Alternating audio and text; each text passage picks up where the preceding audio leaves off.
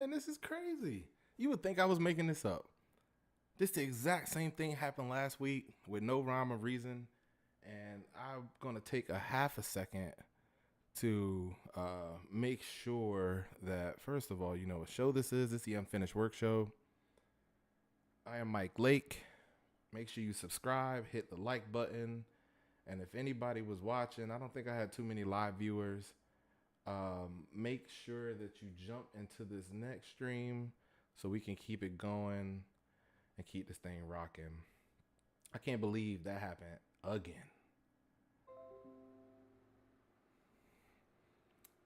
They hating, man. They don't want me to tell y'all about this happiness. They don't want y'all to be happy. They won't let me be great, and they don't want y'all to be happy. But we gonna rock while it's rocking.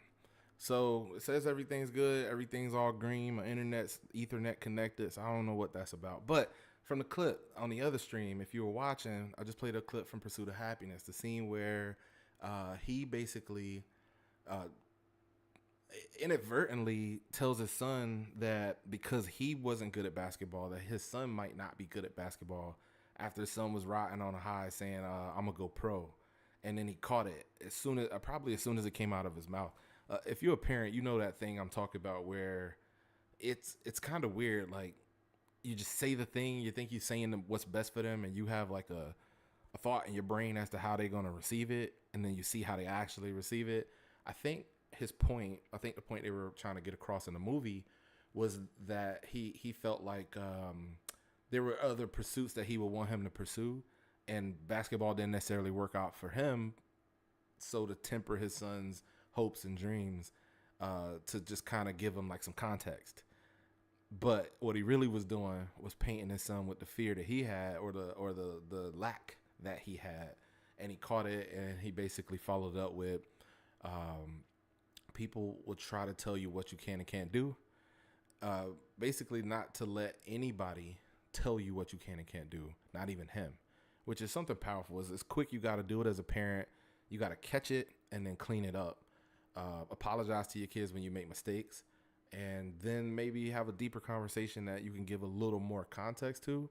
But at that age, you don't want to be killing your kids' dreams. And that scene was it was twofold. It built his character up a little more, and you see what he's pushing towards. Which, if you've seen the movie, he was actually trying to basically take care of his son after just a bunch of bad breaks in a row, trying to go through this program and be a part of this. And I believe it was a Wall Street gig or whatever. Uh, he was doing that, but also while raising your kid, you still gotta, prop them up, build up their dreams, tell them they can do anything. And but then to hear that part where he's like, "Not even me," that's real. You never want to be a dream crusher to anybody, much less your kid, and you never want it to be because you put doubt on them because you live with doubt or you didn't achieve something. So never let anybody put you in a box, not even your parents, not even your closest friends, your spouses, or anybody, because I find it very interesting that your body does as your brain thinks. And if you don't think you can do something, first of all, you can stop yourself from achieving a goal. But let's say you get beyond that and you get to the point where you're pushing toward the thing, to have somebody close to you or important like a mentor or a leader or a boss or somebody experienced in your field or anybody that has some level of influence on you to tell you that you can't do something, never let them do that. And that's simple for a kid, but I'll tell you as an adult, never let anybody put they doubt on you. Now, that doesn't mean live in an unrealistic world of like, I'm going to be an astronaut. I'm never going to be an astronaut. Um, it's just not happening. I'm beyond the age of joining the armed forces and all. There's like practical things, but that isn't unattainable for what I believe at the time was a 7-year-old for him to go pro. He easily could be LeBron. Maybe not. Maybe not LeBron. He easily could be like, I don't know, Tyler Hero or somebody. Um, but amazingly powerful scene. I was thinking about that movie. That movie actually pops back into my head quite often. I haven't had the emotional balls basically to go back and watch it because I know it's a heavy movie, and I know y'all mad at Will right now, but that movie was before all that nonsense, and man, he brought it like he always brings it as an actor. but the subject matter was just so heavy, so tough. I believe it came out in '06. My son was born in '05, so I was a parent when I saw it. And just some of those scenes, like the bathroom scene, the shelter, some of the conversations, like the combination of beauty of watching a parent raise a child, a male parent by himself, and the heartbreak of understanding that we all could be a couple bad breaks away from his situation. But like I often tell y'all on the show, especially for men, even when you have a kid in tow, nobody cares.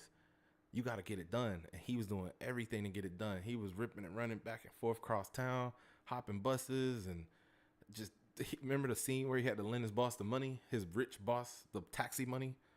That was crazy. A great story of overcoming. Pursuit of happiness, man. And even when you are in a state of happiness, it's a couple bad breaks. Everybody's a couple bad breaks from having to circle the wagons and figure out what's next. And that whole movie was a great example of it can happen to you, but you also can overcome it. And a lot of tears for me. A lot of tears, almost happy tears. Like I was happy for the dude to watch him overcome it.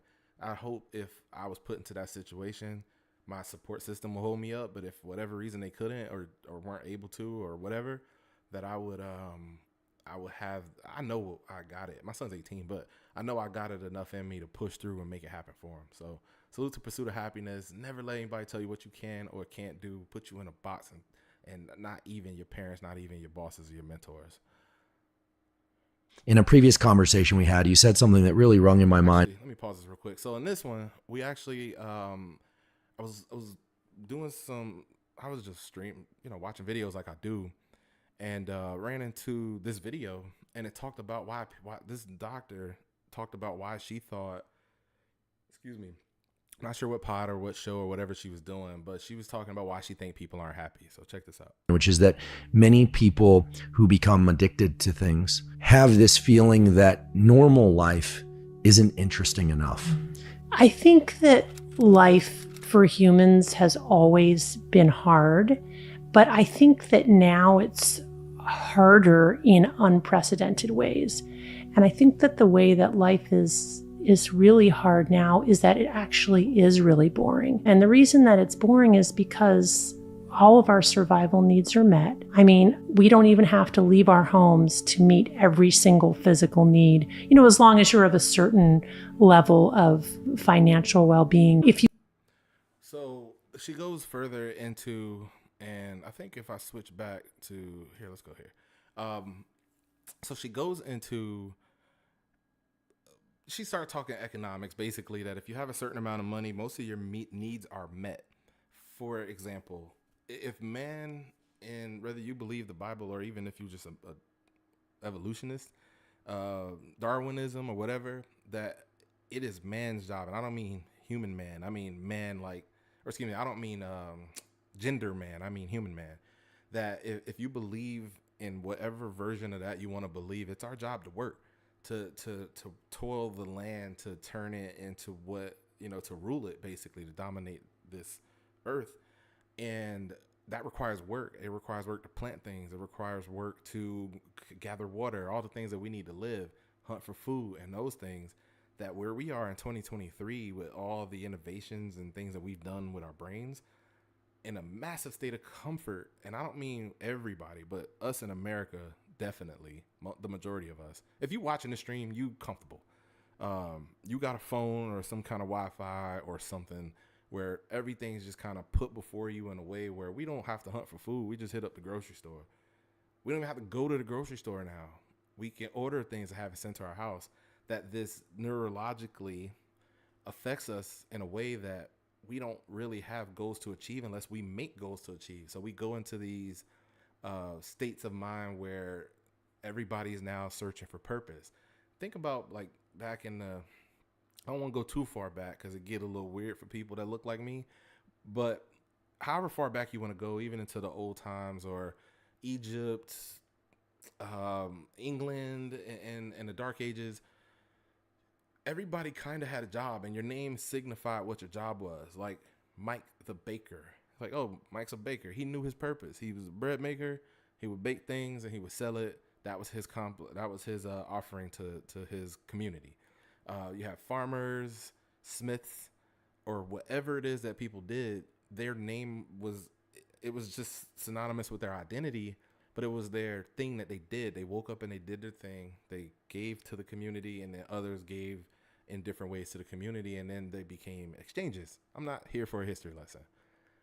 We don't really have a lot of that now. And in fact, a lot of us have jobs that don't exactly pay into any kind of fruitful, other than, giving us the opportunity to make a check. It doesn't put into any kind of fruitful purpose. So a lot of people nowadays, there are tons of podcasts about purpose. Find your purpose, search for your purpose. Even in church, I see it, leaning into your purpose and purpose. In fact, one of the early names for this show was some version of like Find Your Purpose, which I went away from because Jay Shetty's show. I didn't know about it at the time somehow. On Purpose, that's what it was. It was the exact same title. And I was a little tight when I figured out that he had already stumbled into that and made it like viral. But whatever. You only know what you know. And I figured it out before I started up. So now we over here finishing work, and my work is my purpose. So it's a little backdoor. But anyway, I digress. Finding your purpose is a major pursuit of the majority of people, especially in first world countries, where they have to now find the thing that gives them meaning and fulfills them in a way. And with that fulfillment, or the pursuit of fulfillment, can come a bunch of different things. But the basic point that she was making is you're not happy because you're bored. Our brains are designed to want to achieve things, to be purposeful and fruitful. And when you don't have those pursuits, you enter states of depression, which leads to unhappiness. That's just the way it is. With that said, now comes your bi-monthly conversation about goals. This whole show is about goals. Part of finishing your work is setting a goal and achieving it. How you gonna know when you're done unless you set a goal and got there? Even though your work overall will never be finished, because you'll always be able to improve on yourself and improve your station and improve your position, improve things for your family or the people around you, you still want to set goals. And I've read this interesting article. I believe it was from a doctor. I want to say he was at Stanford or MIT. I don't know. It was his thesis paper or whatever. It was on, have you ever heard the phrase telic or atelic? Tellic. A telic goal, it stems from the Greek word telos, which means purpose or goal. Now you see why I was doing all that dancing around purpose. Telic goals are like big, complex goals that people set for themselves, where they might say, I'd like to be the president one day, or I'd like to join the Olympic team. I want to write a book, or something to that effect. Just these large, overarching ideas of a goal. I want to start a business. I'd like to get famous. I want to be successful. Just these large goals that are big. But the problem with these certain goals, that even if somehow you're able to achieve them, just like I said in the last segment, don't let me tell you that you can't achieve them. But even if you were to achieve them, the way you set up the goal in your mind was there's a finish line. And when you hit that goal, you get the temporary high of hitting it, then you're done. And it goes away. And you run into like the now what feeling. A telic goal is a goal that has a finite end. And even if it's this large overarching goal, it can end, and so will the high from it. Atelic, meaning, A as in opposite, like not telic. It's done for its own sake. So it would be something to the effect of, it's like if I were to tell you, hey, I'm gonna go walking, and you say, where you going? I said, I don't know. I'm just going to walk. That goal was just for me to get up and go walk. And as long as I continue doing it, I continue completing the process of completing that goal. Every mile I walk, every time I walk, every day I walk, I get to re-enter that state of achieving it. Just getting up off your butt and going out and getting out there. So instead of saying I want to walk a 5K, I'm saying I want to walk more. I want to spend more time with my family.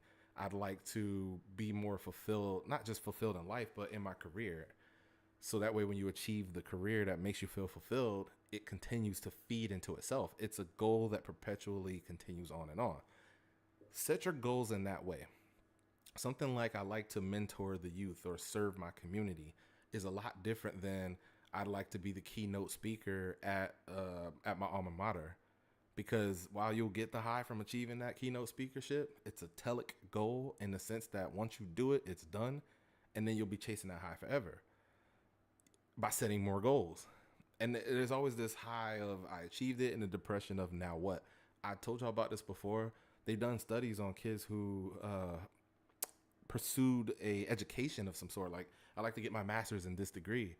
But then they achieve it and it's like, yeah, I graduated. And they celebrate the graduation. And the day after, there's the low of, well, now what? Well, of course you got to get a job, but what if that job doesn't fulfill you? You hit your goal already. Getting a job as a vet isn't the same as I want to achieve a veterinary degree.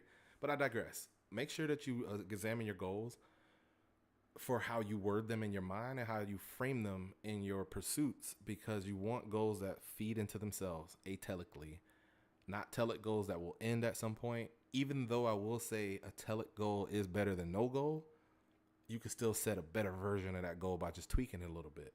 Notice that when I tell y'all about mine, I'm not on a fitness journey to, I'm not trying to lose 30 pounds. It's not about losing 30 pounds. I want to be healthier in my fitness.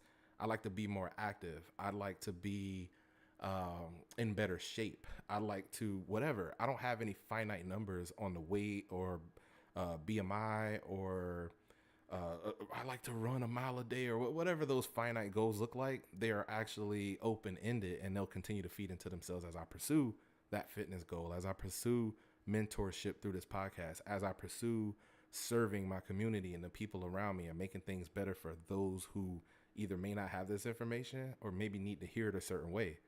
That goal can go forever. Because after I'm done talking to one person and they come up and they get on my level and they do their thing, then I can turn and talk to the next person. Set your goals atelically. Keep that in mind.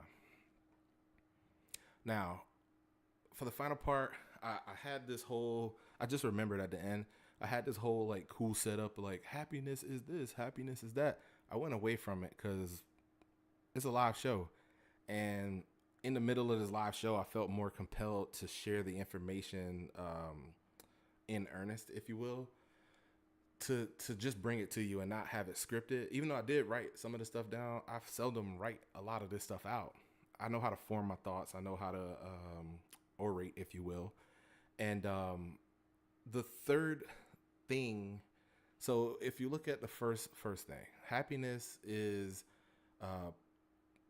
basically pursuit. It's funny, I went on this whole rant about how smooth I am as an orator, and it just drew blank right there. That's God. That's God is funny. But anyway, in the Pursuit of Happiness video, we talked about not letting people stopping you from completing your goals. Overcoming those type of obstacles, because they will come, will keep you happy.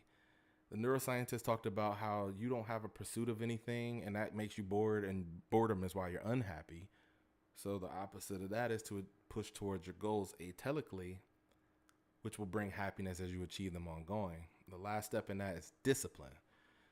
If nothing else I've ever learned from my upbringing in education and sports and my home life is that discipline is key.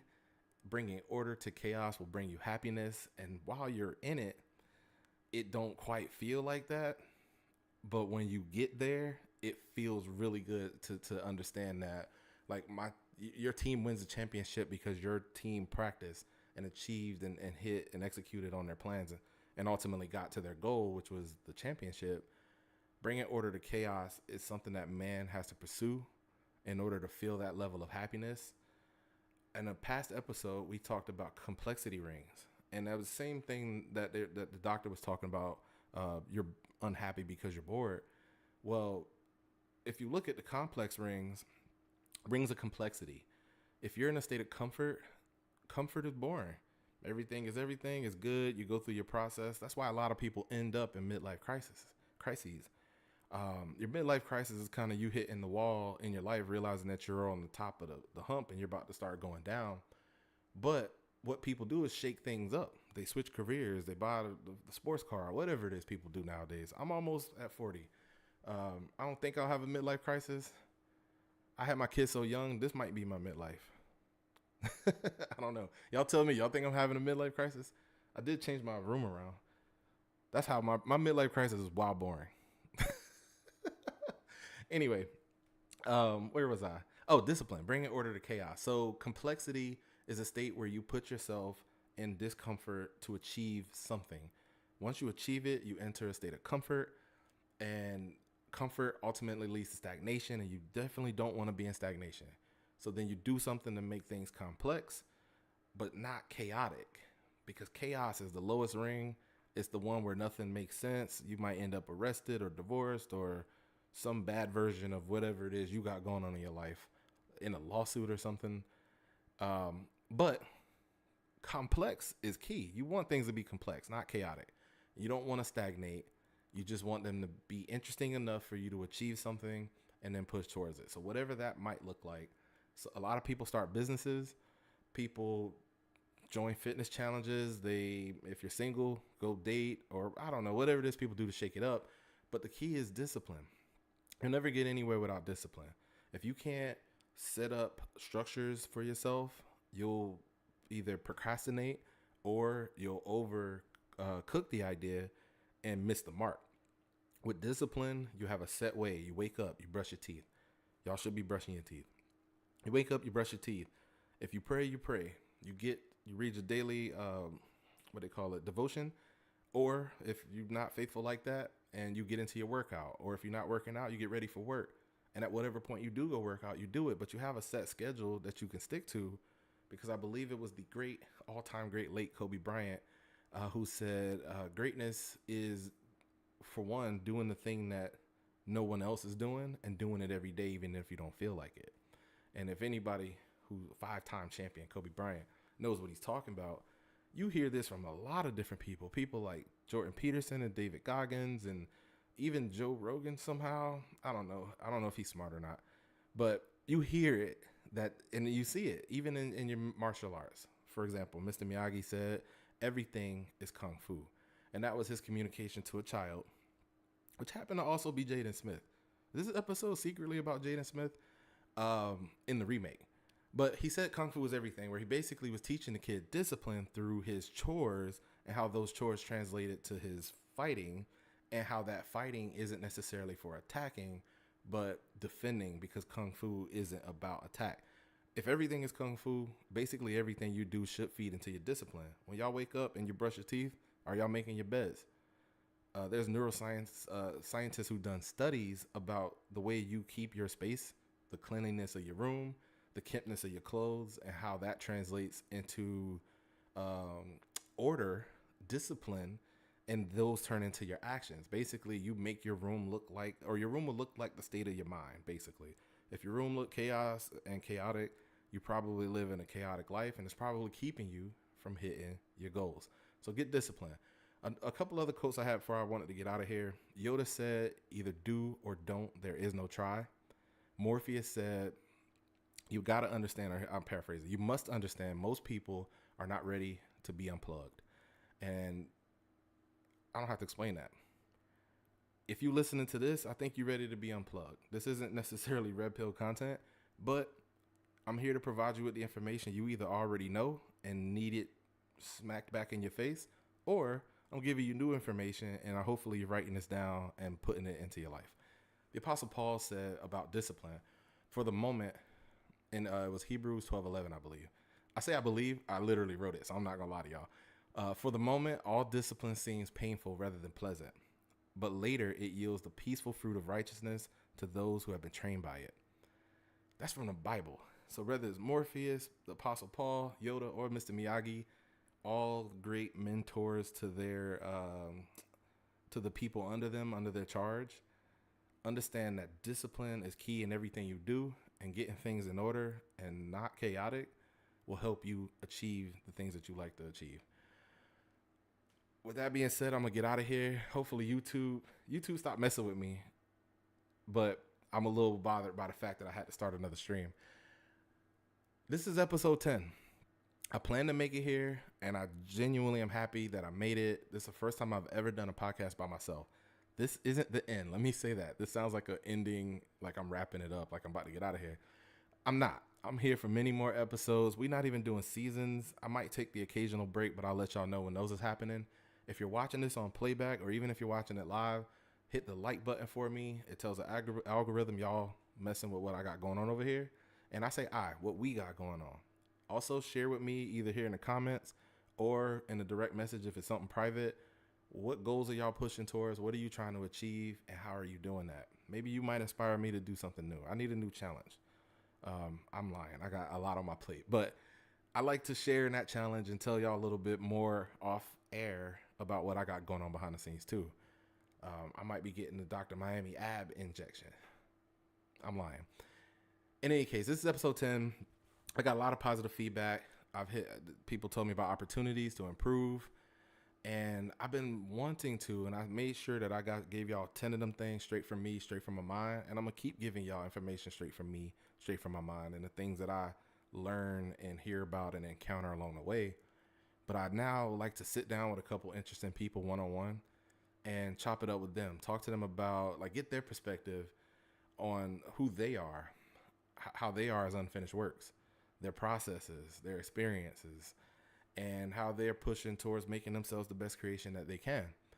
And with that said, there's more to come in the following weeks. Happiness, one, is looking back and taking a view of what you've done. That way you can use that information to inform your plans and achieve in the future. 2, making a plan for the future, and they tell a goal that feeds into itself and doesn't terminate. So YouTube heard me and they came back to mess with me. But making a plan for the future and they tell a goal that feeds into itself and doesn't terminate, being disciplined enough to lock in and knock down every obstacle and helping others around you. Because if you have the ability to help others, you should. AKA, with great power comes great responsibility. This is episode 10, Happiness. I am Mike Lake. This is the Unfinished Work Show. My creator's not done with me. He's not done with you either. See y'all next week.